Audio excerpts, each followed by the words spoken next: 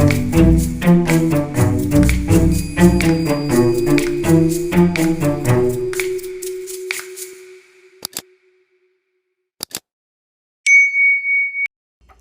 what's up guys? It's me, Binibining Rose. And for today's video guys is magdi-DIY hair color tayo. So yun nga guys, ang gagamitin pala nating color ay itong 7.37 Golden Fluorescent. Ang gagamitin ko pala guys is Bremond hair color. At saka kailangan din natin itong oxidant para maging mas maglight yung color na gagamitin natin. 12% na oxidant ang gagamitin ko para mas kumapit yung kulay na gagamitin. Bali, pag mixin lang pala natin ito guys.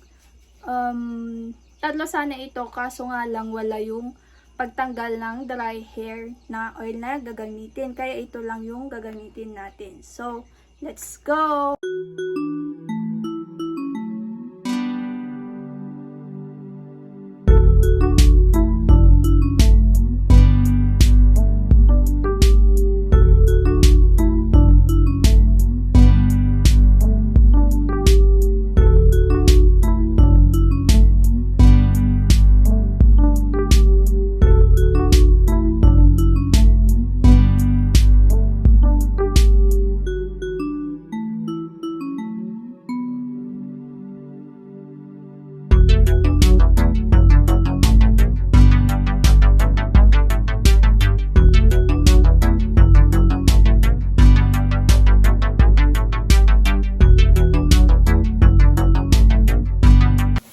So, ayun guys, dahil wala tayong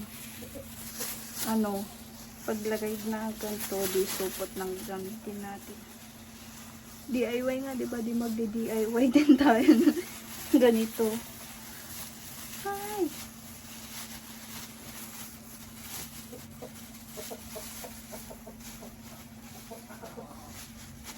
So, ayun, wait natin ng 1 oras. Babalikan ko kayo guys for the result. So yun guys, here is the final look.